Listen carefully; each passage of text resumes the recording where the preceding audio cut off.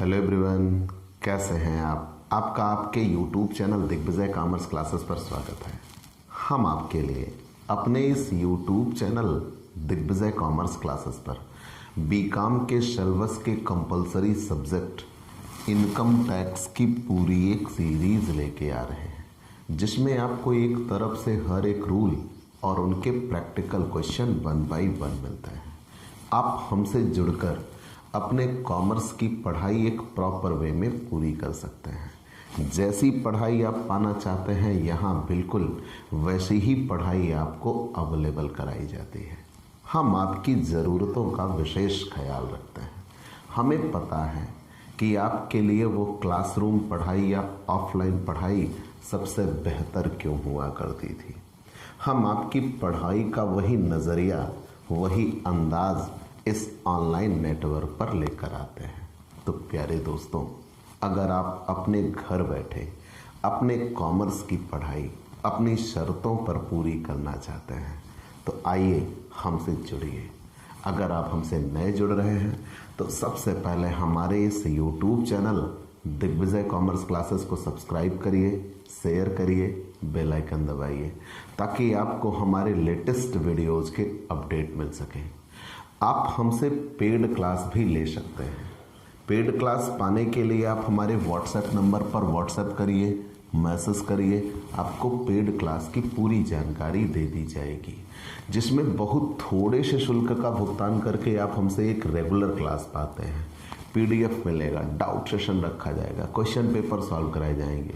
तो ये सब कुछ पाने के लिए आप हमसे पेड क्लास ले सकते हैं और आप अपनी एग्ज़ाम प्रिपरेशन को सबसे शानदार सुनिश्चित करना चाहते हैं तो आप पेड क्लास लीजिए। प्यारे दोस्तों, हम आपके लिए इनकम टैक्स के सबसे इम्पोर्टेंट लेसन में से एक अन्य साधनों से आय के तो 5 शीर्षक बताए गए हैं। वेतन से आय, मकान संपत्ति से आय, व्यवसाय अथवा पेशे से लाभ या कह लीजिए आय, पूंजी लाभ और अन्य साधनों से आय। तो वेतन से आय, मकान संपत्ति से आय, व्यवसाय अथवा पेशे से आय और पूंजी लाभ, आय के ये 4 शीर्षक तो हम आपके लिए क्लियर कर चुके हैं। ये आय का अंतिम या 5वां शीर्षक होता है अन्य साधनों से आय। और जब कोई भी आय प्रथम 4 शीर्षकों में नहीं जाती, मतलब ना तो वो वेतन से आय में जाएगी, ना मकान संपत्ति से आय में जाएगी, ना व्यापार अथवा व्यवसाय अथवा पेशे में जाएगी और ना ही पूंजी लाभ में जाएगी, तभी वो अन्य साधनों से आय में आएगी। और प्यारे दोस्तों, सबसे पहली और आखिरी चीज़ हम आपसे एक साथ मांगते हैं, सहयोग मांगते हैं। मैंने शुरू से कहा है, इनकम टैक्स में आपका कोई सगा नहीं है। आप सबसे बड़ी चीज़ इनकम टैक्स में जो आपके साथ रहने वाली है, आपकी अपनी साथी है, वो है आपकी नियमितता। अगर आप इनकम टैक्स पे रेगुलर बने हो तो इनकम टैक्स आपकी पॉकेट में नज़र आएगी। और अगर आपने इनकम टैक्स का साथ छोड़ा तो ये आपसे ऐसी बेवफाई करने वाला है कि आप जिंदगी भर इसका साथ नहीं पाइएगा। मतलब सीधी सी बात यह है कि आप पर डे इनकम टैक्स के बारे में रूल एंड रेगुलेशन क्लियर रखिएगा। अब यहाँ पे मैं आपको एक बात और करना चाहूँगा। आज से लेकर अब के अंत तक इनकम टैक्स के जितने भी रूल अब आपने पीछे पढ़े हैं, वो सब आपको ठोकर मार मार के याद लानी पड़ेगी। कारण अभी तक जब हमने वेतन से आय पढ़ा तो वहाँ हम सिर्फ वेतन से आय की बात कर रहे थे। हाउस प्रॉपर्टी पढ़ा तो हम सिर्फ हाउस प्रॉपर्टी की बात कर रहे थे, बस कुछ एक नियम दूसरी जगहों के मिल जाते थे, एग्रीकल्चर के एक्सेट्रा एक्सेट्रा। बिजनेस में सिर्फ बिजनेस की बात कर रहे थे, कैपिटल गेन में कैपिटल गेन की बात कर रहे थे। लेकिन अब उन चारों में जब नहीं जाएगा तब यहाँ आएगा, मतलब हम उन चारों की बात करेंगे। और जैसे ही ये 5 हेड क्लियर होंगे तब हम पांचों की बात करना शुरू करेंगे, तब टोटल इनकम आएगा। मतलब पीछे अब जितना इनकम टैक्स आप पढ़ चुके हो, अब वो सब आपको क्लियर होना चाहिए। समय आ गया है, वक्त आ गया है। अब आप अपनी पढ़ाई को अपने चरम बिंदु पर लेकर जाइए और दिखा दीजिए कि हाँ, आप में वो मादा है, आप फतह हासिल कर सकते हैं। तो प्यारे दोस्तों, अन्य साधनों से आय, आय के 5 शीर्षकों में से अन्य साधनों से आय, आय का अंतिम या 5वां शीर्षक होता है। और जब कोई भी आय, आय के प्रथम 4 शीर्षकों, वेतन से आय, मकान संपत्ति से आय, व्यवसाय अथवा पेशे से आय और पूंजी लाभ और अन्य साधनों से आय, अगर प्रथम 4 शीर्षकों में नहीं जाती तभी वो 5वें शीर्षक अन्य साधनों से आय में आती है। चलिए, हमने ये बता दिया, लेकिन वो कौन कौन सी आय हैं जो इस शीर्षक में आएंगी? भाई ऐसा तो नहीं है कि हमने कह दिया ना कि प्रथम 4 शीर्षकों में नहीं जाएगी, वेतन में नहीं गई, मकान में नहीं गई, व्यवसाय अथवा पैसे में नहीं गई, पूंजी लाभ में नहीं गई, तो अन्य साधनों में आ गई। अरे मुद्दा यह है कि आखिर कौन कौन, वो कौन कौन सी मदें होंगी जो अन्य साधनों से आय शीर्षक में आती हैं और कर योग्यता होती है, हमें उन्हें जानना है। जब हम उन्हें जानने के लिए आगे बढ़ेंगे, और ये ऐसा पॉइंट है जो थ्योरी के लिए इम्पोर्टेंट है। कैसे? तो वहाँ पूछा जाता है अन्य साधनों से आप क्या समझते हैं, अन्य साधनों से आय से आप क्या समझते हैं, और कोई ऐसी 10 मदें बताइए जो अन्य साधनों से आय में कर योग्य हैं। तो वहाँ आपको 10 चीज़ें गिनानी होगी जो अदर सोर्सेज में आ जाती हैं, और ये बहुत बार आया हुआ क्वेश्चन है। चलिए, मैं तो अभी आपको 15-20 गिना जाऊंगा, ठीक? मैं अभी आज आपको 15-20 गिना जाऊंगा, तो उसमें 10 तो आप याद रख ही लीजिएगा, ठीक? हाँ, जब कभी आएगा तो 10 के बारे में ही आएगा। कोई ऐसी 10 आय बताइए जो अन्य साधनों से आय शीर्षक में कर योग्य होती है। तो एकदम फ्लाइट टेक ऑफ करने जा रहा, सीट बेल्ट एकदम बांध लीजिएगा। चलिए, हमने ये कहा कि अन्य साधनों से आय होती क्या है।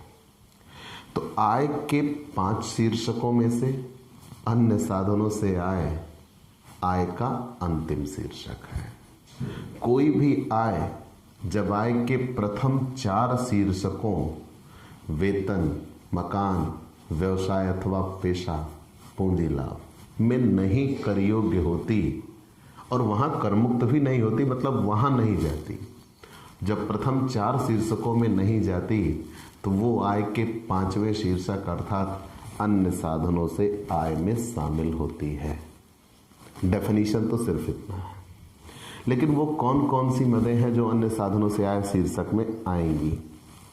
तो अन्य साधनों से आय शीर्षक में कर योग्य मदें, हेडिंग पड़ गई। पहली है लाभांश, लाभ का एक अंश।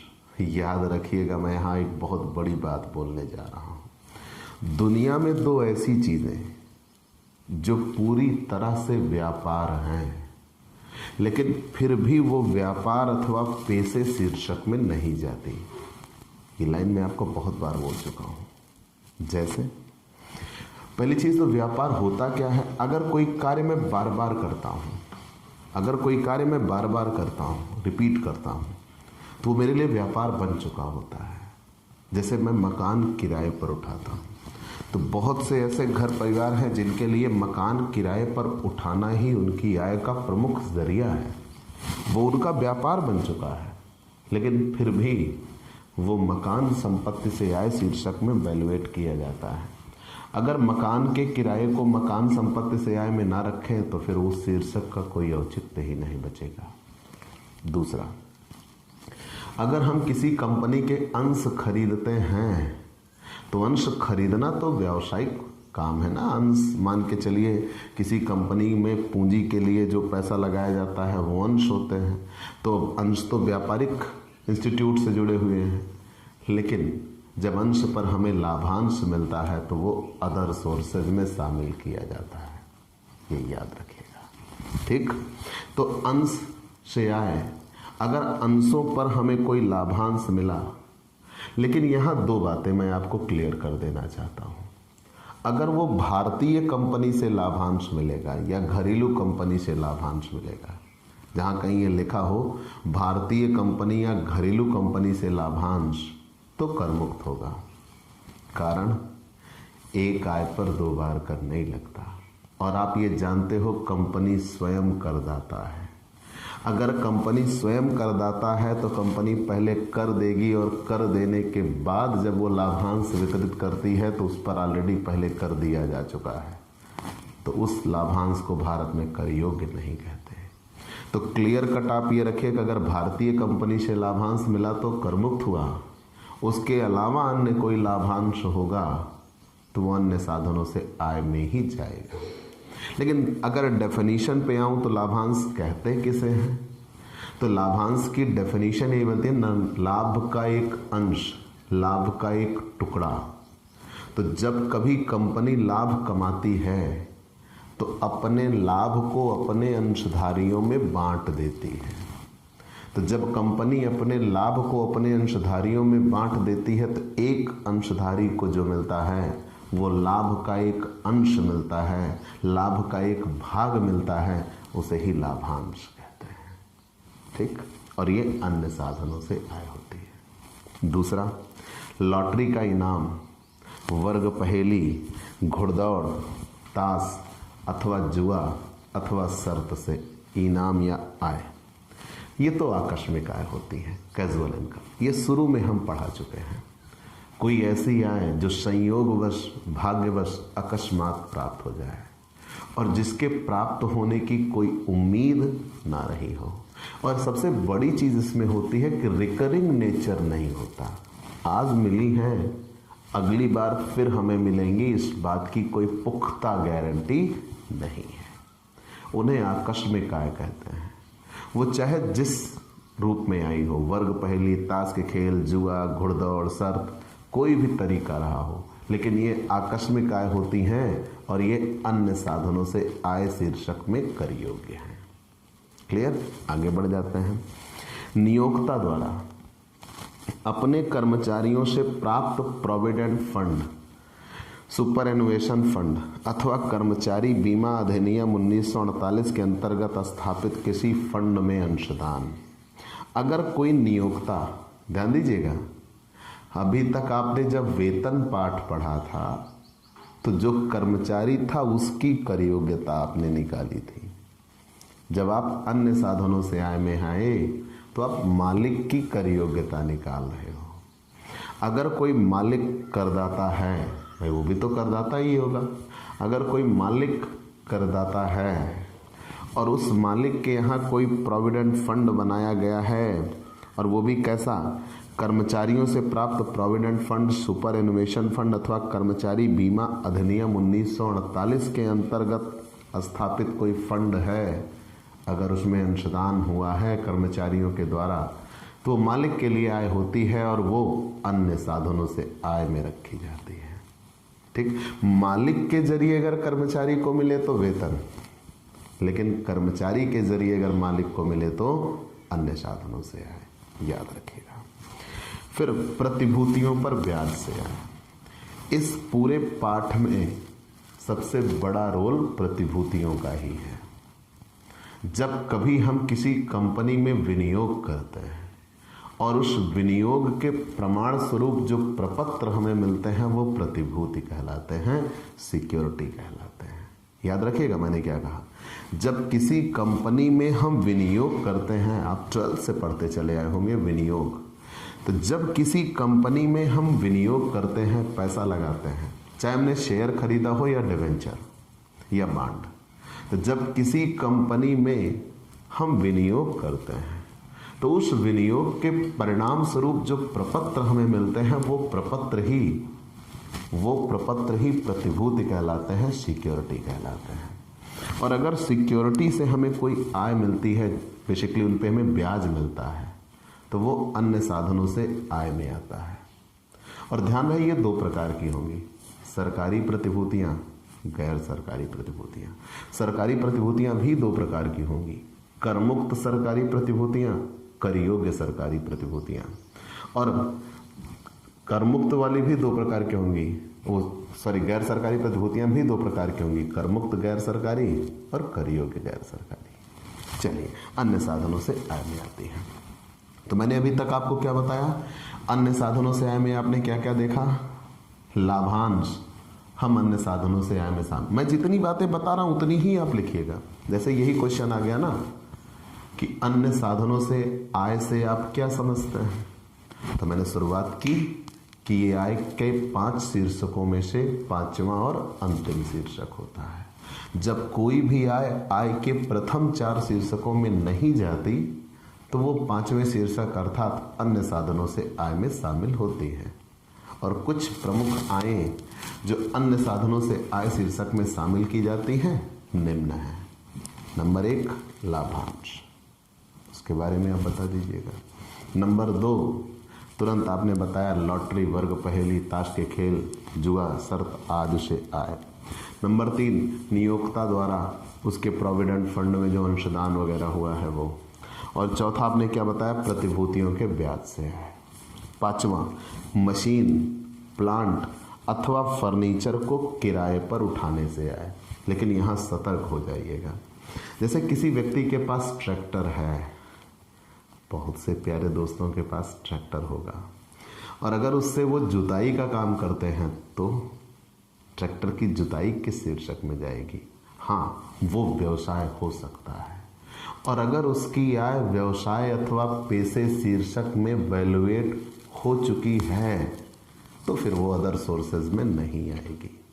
और अगर उसकी आय व्यवसाय शीर्षक में वैल्यूएट नहीं हुई है तो फिर वो अदर सोर्सेज में आएगी, स्वागत किया जाएगा। याद रखिएगा। ऐसे ही हमारे पास कोई भी संपत्ति हो, आप देखते हो आज के युग में हर एक व्यक्ति अपनी कोई न कोई वस्तु को कहीं न कहीं किराए पे दे ही देता है।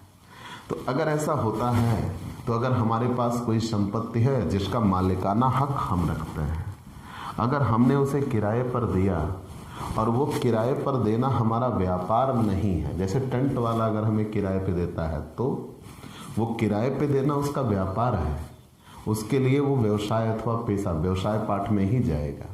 लेकिन मान लीजिए हमारी कोई संपत्ति है जो किराए पर देना हमारा व्यापार नहीं है, लेकिन फिर भी हमने उसको किराए पर दिया और उससे हमें किराया मिला, तो मिलने वाला किराया अन्य साधनों से आय होगा। इनकम टैक्स वाले कैसे जानेंगे भैया कि हमने किराया दिया, हमने किराया लिया? तो जिस व्यक्ति ने किराया दिया वो अगर उसकी छूट चाहेगा तो वो आपसे पक्की रसीद लेगा। अगर वो आपसे पक्की रसीद लेगा तो उसको छूट तभी मिलेगी और वो तब आपके लिए आय सिद्ध हो जाएगी, ये याद रखिएगा। चलिए, मशीन, प्लांट अथवा फर्नीचर अगर किसी मकान में लगा हुआ हो तो, जैसे राइस मिल, सिनेमा हॉल की कुर्सियां, तब आप क्या करिएगा? उनको किराए पर देने से आए। तो यहाँ जब मैंने हाउस प्रॉपर्टी पढ़ाया था तब वहाँ एक नियम पढ़ाया था, संयुक्त किराया। अगर मकान के साथ साथ कोई सामान या फर्नीचर उसमें लगा हुआ है और वो भी किराए पर दिया जाता है, तो अगर हम दोनों को अलग कर सकते हैं तो मकान का किराया अलग और उस फर्नीचर का किराया अलग।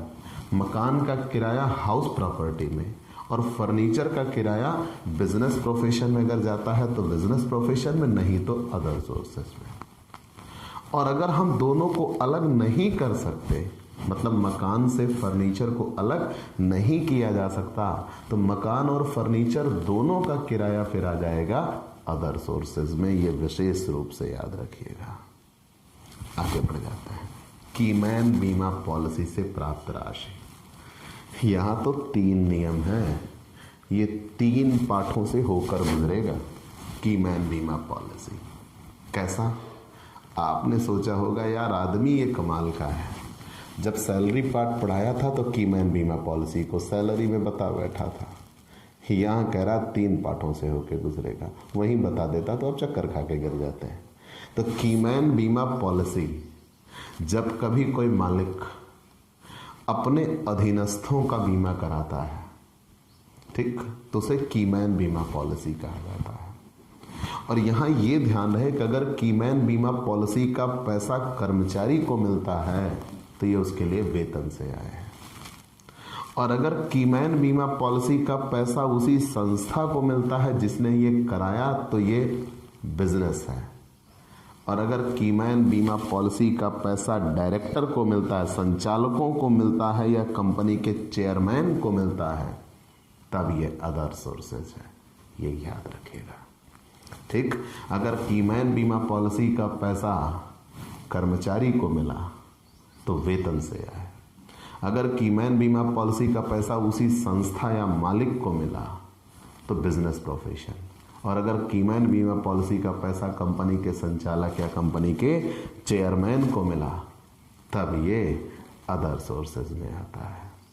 चलिए अब कुछ उपहारों की बात कर लेते हैं। गिफ्ट मिलते तो हैं ना आपको? हाँ मिले होंगे, बहुत मिले होंगे। क्या हुआ, शादी में नहीं मिले थे का? अरे आपकी शादी कहाँ हुई? चलिए होगी तो मिलेगा, तब याद रखिएगा। किसी व्यक्ति को गत वर्ष में किसी व्यक्ति या व्यक्तियों से अगर निम्न प्राप्त होता है तो हम इसमें उपहार की बात करने वाले हैं। मान लीजिए बिना प्रतिफल के प्राप्त राशियां जिनका योग 50,000 रुपये से अधिक है, मतलब आपको कुछ ऐसी चीज़ें मिली जिसके लिए आपने कोई भी प्रतिफल नहीं दिया, और अगर उनका टोटल हम करते हैं तो वो 50,000 रुपये से अधिक हैं, तो ऐसी सारी राशि पूर्णतया आपके आय में शामिल होगी। चलिए मान लिया। दूसरा, अगर मान लीजिए आपको कोई अचल संपत्ति मिलती है तो अचल संपत्ति नॉन मूवेबल, जिसे हम एक स्थान से दूसरे स्थान तक नहीं ले जा सकते, अगर कोई अचल संपत्ति मिलती है और वो बिना प्रतिफल के मिलती है, मतलब हमें कोई अचल संपत्ति मिली लेकिन उसको पाने के लिए हमने किसी भी प्रकार का कोई प्रतिफल नहीं दिया, तो जब कोई अचल संपत्ति बिना प्रतिफल के मिलती है जिसका स्टाम्प ड्यूटी के लिए मूल्य 50,000 रुपये से अधिक हो, तो ऐसी संपत्ति की स्टाम्प ड्यूटी का जो मूल्य होगा वो हमारी आय माना जाएगा और हमारी आय में शामिल कर दिया जाएगा। और अगर मान लीजिए कोई अचल संपत्ति हमें प्रतिफल दे के मिले तो स्टाम्प ड्यूटी मूल्य प्रतिफल के मूल्य में से निम्न में जो सबसे अधिक होगा उसे आय में शामिल करेंगे, 50,000 रुपया या प्रतिफल का 5%। चलिए आप जानते रहिए, अगर हमें कोई भी संपत्ति मिली जिसकी वैल्यू 50, मतलब अगर हमें 50,000 या उससे अधिक रूप की राशियां मिली, याद रखिएगा नकद की बात की गई है, अगर हमें कोई नकद पैसा मिला और 50,000 या उससे 50,000 से अधिक मिला, प्राप्त राशियों का योग 50,000 रुपये से अधिक है, तो सीधा हमारी आय माना जाएगा और जोड़ दिया जाएगा। अगर कोई अचल संपत्ति मिली बिना प्रतिफल के मिली तो उसकी स्टाम्प ड्यूटी का जो मूल्य होगा वो हमारी आय माना जाएगा और हमारी आय में जोड़ दिया जाएगा। अगर मान लीजिए वही चीज़ हमें प्रतिफल दे के मिली तो स्टाम्प ड्यूटी मूल्य प्रतिफल के मूल्य में से निम्न में से जो अधिक होगा वो हमारी आय माना जाएगा, 50,000 रुपया या प्रतिफल का 5%। और अगर अचल संपत्तियों से भिन्न कोई संपत्ति मिले तो तब वहाँ पे अगर बिना प्रतिफल के मिलता है और उचित बाजार मूल्य का योग 50,000 रुपये से अधिक है तो संपत्ति या संपत्तियों का बाजार मूल्य का योग हमारी आय माना जाएगा। और अगर प्रतिफल के बदले में मिलता है तो उचित बाजार मूल्य के योग में से प्रतिफल घटाकर यदि शेष 50,000 रुपये से अधिक है, जो उसका बाजार मूल्य मिला और जितना हमने दे के खरीदा दोनों को घटा देंगे, बाजार मूल्य में से प्रतिफल को घटा देंगे। अगर शेष 50,000 रुपये से ज़्यादा का है, जैसे किसी से मोटरसाइकिल हम खरीद रहे हैं और उसकी 1 लाख की मोटरसाइकिल 10,000 रुपये दे के खरीद रहे हैं, तो 1 लाख में से 10,000 घटा दिया तो सही मायने में हमें फ़ायदा कितने का हो रहा है? 90,000। तो उचित बाजार मूल्य के योग में से प्रतिफल घटाकर जो शेष राशि बचेगी वो हमारी आय में शामिल कर दिया जाएगा। ये विशेष रूप से याद रखेगा। ठीक, चलिए हमने आपको ये बता दिया। लेकिन ये जो चीज़ें ऊपर आपने वर्णित किया, इनमें निम्न चीज़ों को शामिल नहीं किया जाता। मतलब हमेशा ये आपकी आय होंगी, लेकिन कुछ विशेष परिस्थितियां हैं, अगर ये चीज़ें इन परिस्थितियों में आ गई तब ये आपकी आय नहीं माने जाएगी। क्या क्या याद रखिएगा, ये फंसाने वाला पॉइंट है। तो यहाँ बेसिकली ये कहा गया कि अगर आपको नकद उपहार मिलता है, नकद मिलता है और उसकी योग गत वर्ष के लिए 50,000 रुपये से अधिक होता है तो वो आपके लिए कर योग है। आपके आय में जोड़ दिया जाएगा। यहाँ ये कहा गया कि अगर आपको अचल संपत्ति मिलती है 50,000 रुपये से अधिक की उसकी स्टाम्प ड्यूटी है, तो उसकी स्टाम्प ड्यूटी का जितना भी मूल्य बनता है वो आपकी आय में जोड़ दिया जाएगा। और अगर प्रतिफल के बदले में मिलती है तो जो उसकी स्टाम्प ड्यूटी का मूल्य है और जो प्रतिफल का है, दोनों में से जो कम हो वो आपके लिए आय में जोड़ दिया जाएगा। तो वहाँ पे ये कहा गया है दोनों में से जो अधिक हो वो या तो 50,000 रुपये या प्रतिफल का 5%। चलिए मान लिया। अगर कोई अचल संपत्ति के अलावा कोई अन्य संपत्ति मिलती है और बिना प्रतिफल के मिलती है और उसका मूल्य 50,000 रुपये से अधिक है, तो उसका जो बाजार मूल्य है वो आपकी आय में जोड़ दिया जाएगा। और अगर वो प्रतिफल दे के प्राप्त होती है तो जितना उसका बाजार मूल्य मिला उसमें से जितना हमने प्रतिफल दिया घटाकर जो शेष बचेगा, अगर वो 50,000 से ज़्यादा है तो हमारी आय में जोड़ दिया जाएगा। लेकिन ये चीज़ें किसी व्यक्ति को अगर अपने रिश्तेदार से मिलती हैं तो उसकी आय में शामिल नहीं होती। मतलब साफ तौर पर हम कह सकते हैं रिश्तेदार से मिला हुआ उपहार आय में शामिल नहीं होता। अब मुद्दा यह है कि रिश्तेदार कौन कौन होंगे वो हमें आगे डिस्क्राइब कर दिया जाएगा। तो अगर किसी को रिश्तेदार से उपहार मिलता है तो वो आय में शामिल नहीं होता। अगर किसी व्यक्ति को हिंदू अविभाजित परिवार या वसीयत या उत्तराधिकार के रूप में कुछ मिलता है, अगर मेरे पिताजी मेरे लिए कुछ उत्तराधिकार के रूप में छोड़ते हैं, मतलब किसी भी व्यक्ति को पैतृक प्रॉपर्टी में जो कुछ मिलता है या वसीयत नामे के अनुसार किसी को अगर कुछ मिलता है तो फिर वो उसकी आय में शामिल नहीं किया जाता। तीसरा, देने वाले या उपहारकर्ता की मृत्यु को आसन्न मानकर अगर दिया जाए। कभी कभी ऐसी संविदा होती है कि भैया हमारी ये प्रॉपर्टी आप ले लीजिए, जब तक हम जीवित रहेंगे आप हमारे लिए इतना करते रहिएगा। तो इसे कहते हैं मृत्यु को आसन्न मान कर दिया जाना। तो अगर किसी व्यक्ति की मृत्यु को आसन्न मान कर दिया जाता है तब भी आय में शामिल नहीं होता। और यहाँ अगर एक व्यक्ति को अपने विवाह पर मिले तो भी आय में शामिल नहीं होगा। याद रखिएगा, विवाह पर मिलने वाले जो गिफ्ट होते हैं वो आय में शामिल नहीं होते। अगर ऐसे ट्रस्ट या संस्था से मिले जो धारा 12A या 12AA के अंतर्गत पंजीकृत हैं, कंपनी के एकीकरण, अविलयन या व्यवसाय के पुनर्गठन की दशा में, तब नहीं माना जाता। और एक व्यक्ति द्वारा अपने रिश्तेदार के हित के लिए स्थापित ट्रस्ट को अगर संपत्ति का हस्तांतरण कर दिया जाता है तो भी उसे शामिल नहीं करते। अब यहाँ मुद्दा यह है कि कौन कौन सी चीज़ें इसमें आती हैं। संपत्तियों में हम किनको किनको शामिल करते हैं, जो काम की चीज़ें मैं उन्हीं का जिक्र कर रहा हूँ। संपत्तियों में हम किनको किनको शामिल करते हैं, मतलब संपत्तियाँ क्या हैं। तो सबसे पहली चीज़ तो संपत्तियों में अचल संपत्तियाँ आती हैं, भूमि भवन या फिर दोनों। अचल संपत्तियों में भूमि और भवन या फिर दोनों संपत्तियों में शामिल किए जाते हैं। अंश या प्रतिभूतियाँ भी संपत्ति हैं, आभूषण भी संपत्ति है, पुरातत्वीय संग्रह भी संपत्ति है। पुरातत्वीय संग्रह समझते हैं ना, जो खुदाई आदि से मिला हो, आर्कियोलॉजिकल, और आपने अगर उसको कलेक्शन कर रखा है तो वो आपके लिए संपत्ति है। और अगर आप किसी दूसरे व्यक्ति को देते हो तो वो उसकी आय संपत्ति मानी जाएगी और उसके आय में शामिल हो सकती है, बशर्ते आप उसके उपहार ना हो, आप उसके रिश्तेदार ना हो। रेखा चित्र, रंग चित्र, कलाकृतियाँ, मूर्तियाँ, ये सब संपत्तियों में आती हैं। ये सब संपत्तियों में आती हैं। और अगर आपके रिश्तेदार से नहीं मिलती तो ये अचल संपत्तियां या अचल संपत्तियां या संपत्तियों में इन्हें शामिल किया जाएगा। और अगर इन्हें संपत्तियों में शामिल किया जाएगा तो ये आपकी आय में जोड़ी जाएंगी। बुलियन भी संपत्ति है। चकरा गए ना? बिल्कुल। बुलियन होता क्या है जान लीजिएगा। ये सोने और चांदी की सिल्लियाँ होती हैं।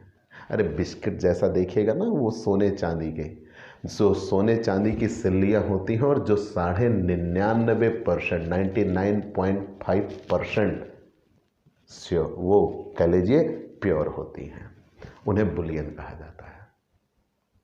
हाँ जी, ये चीज़ें किताब में मेंशन नहीं है, आप जानते रहिए। बुलियन किसे कहते हैं? तो ये सोने या चांदी की सिल्लियाँ होती हैं जो 99.5% तक प्योर होती हैं और उन्हीं को गलाकर ये आभूषण आदि बनाए जाते हैं। तो अगर किसी के पास वो हैं, आजकल जनरली इनको बिस्किट शब्द इस्तेमाल किया जाने लगा है, सोने की बिस्किट, लेकिन वो बुलियन होते हैं। ठीक, चलिए हमने जान लिया। तो मैंने ये कहा, अगर किसी व्यक्ति को कोई संपत्ति किसी दूसरे व्यक्ति से मिली तो वो उसके लिए आय होगी। किन परिस्थितियों में उसके आय में नहीं जोड़ा जाएगा वो मैंने बता दिया, और संपत्तियों में हम शामिल किसको किसको करते हैं मैंने वो भी आपको क्लियर कर दिया। अब बात आई रिश्तेदार कौन। आपने यहाँ पढ़ा कि अगर रिश्तेदार से मिलता है तो रिश्तेदार से मिला तो फिर वो आय में शामिल नहीं होगा। ठीक, पूरी बात क्लियर है ना। अगर किसी व्यक्ति को नकद मिले या अचल संपत्ति मिले या अचल संपत्ति के अतिरिक्त कोई अन्य संपत्ति मिले तो उसकी आय में जोड़ी जाएगी, बशर्ते वो 50,000 से ज़्यादा की वैल्यू रखती हो। ये तो क्लियर था। लेकिन मुद्दा यह है कि अगर वो रिश्तेदार से मिले, वसीयतनामे के अनुसार मिले, मृत्यु को आसन्न मानकर मिले, विवाह पर मिले, स्थानीय सत्ता से मिले, तब तो कर मुक्त हो, तब तो फिर आपकी आय में नहीं जोड़ने चाहिए। ठीक है, तो हम पहले सिद्ध कर लें आखिर रिश्तेदार कौन होते हैं। तो रिश्तेदार में यहाँ ये कहा गया है, एक व्यक्ति अगर है तो उसका जीवन साथी उसका रिश्तेदार है। पति के लिए पत्नी, पत्नी के लिए पति। व्यक्ति का भाई या बहन रिश्तेदार है। ध्यान दीजिएगा, दोनों के लिए, मेल एंड फीमेल दोनों के भाई बहन की बात की गई है। तो व्यक्ति का भाई या बहन रिश्तेदार है। व्यक्ति के जीवन साथी का भाई या बहन रिश्तेदार है। ठीक, चलिए मान लिया। व्यक्ति के माता पिता में से किसी का भाई या बहन भी रिश्तेदार है। व्यक्ति का कोई पारंपरिक पूर्व पुरुष या वंशज रिश्तेदार में आते हैं, और व्यक्ति के जीवन साथी का कोई पारंपरिक पूर्व पुरुष या वंशज रिश्तेदार में आते हैं। ठीक, मतलब आप और आपके जीवन साथी दोनों के भाई बहन, दोनों के माता पिता या उनके कोई भी जो भी हैं रिलेटिव, वो आपके रिश्तेदार में आते हैं। तो अगर आपके रिश्तेदार से अगर मिलता है तो फिर वो आपके लिए आय में शामिल नहीं होगा। दोस्त रिश्तेदार नहीं होता। और एक विशेष बात, मंगेतर रिश्तेदार नहीं होती जब तक कि वो पत्नी ना बन जाए। ये याद रखिएगा, इन चीज़ों के क्वेश्चन आपको फंसाने के लिए दिए गए हैं, इसी बुक में दिए गए हैं। मैंने अभी आपको क्लियर कर दिया, मंगेतर रिश्तेदार नहीं होती। तो अगर कोई व्यक्ति लिव इन रिलेशन में रह रहा हो तो वो रिश्तेदार नहीं है तब तक जब तक विवाह ना हो जाए। इनकम टैक्स ये कहता है। चलिए, हमने ये बता दिया।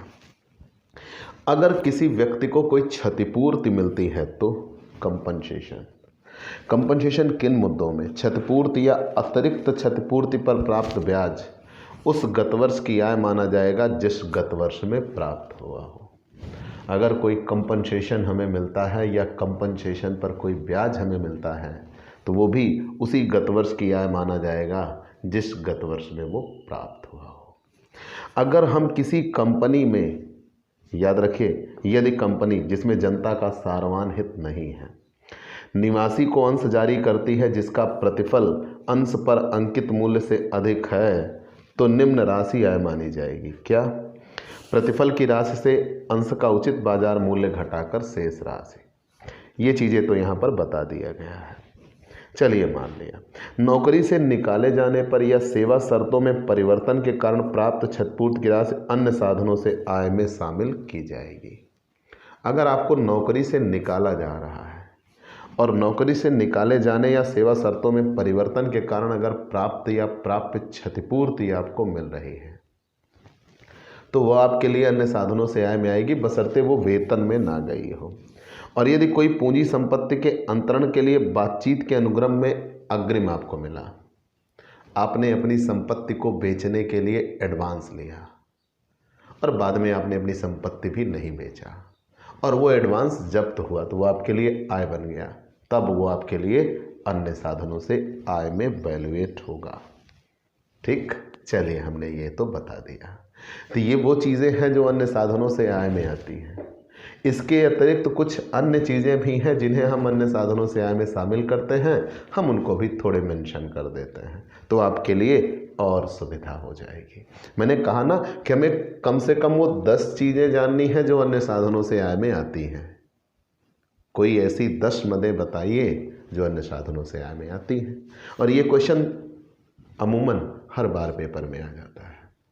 ठीक, तो सभी प्रकार के ब्याज, चाहे वो प्रतिभूतियों पर ब्याज हो, चाहे वो बैंक में जमा पर ब्याज हो, एफडी पर ब्याज हो, किसान विकास पत्र, इंदिरा विकास पत्र आदि किसी भी प्रकार का अगर कोई ब्याज है तो वो अन्य साधनों से आय में ही आएगा।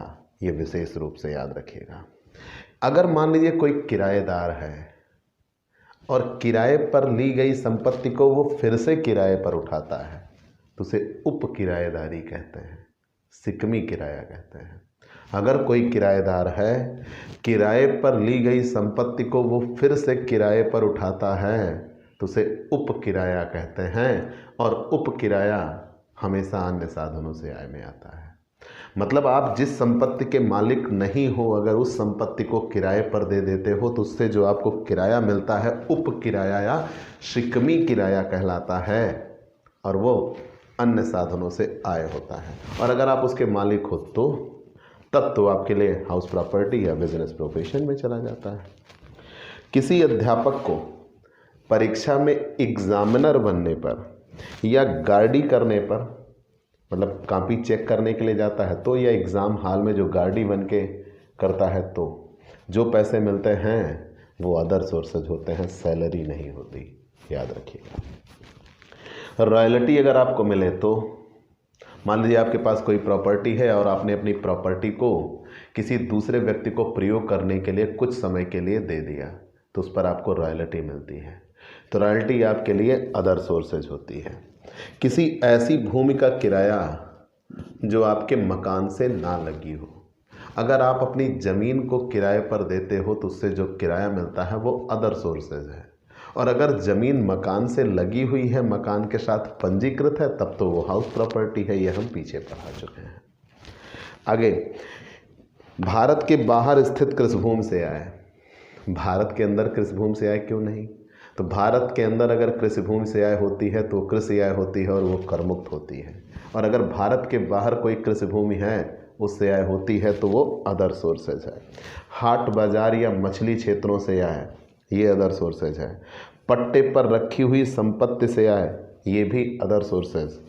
और किसी अस्पष्ट साधन से आय, मान लीजिए आपके लिए कोई ऐसी आय है जिसका आप स्पष्ट साधन नहीं बता पा रहे हो कि आपने ये कमाया कहाँ से है, तो आयकर अधिकारी उसे सदैव अन्य साधनों से आय में ही रखेंगे।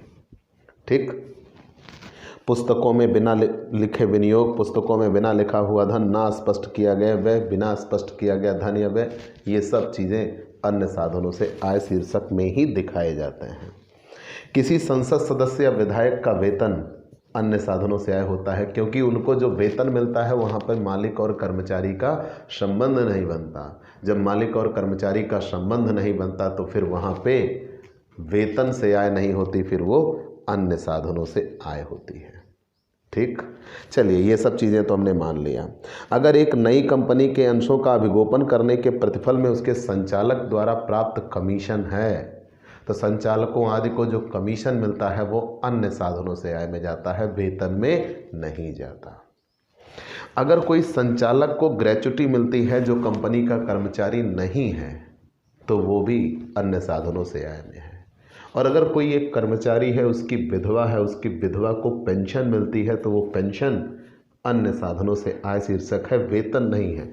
कर्मचारी जब तक जीवित रहेगा पेंशन पाएगा तब तक तो वेतन, और जब कर्मचारी की मृत्यु के बाद उसकी विधवा को पेंशन दी जाती है तो वो अन्य साधनों से आए।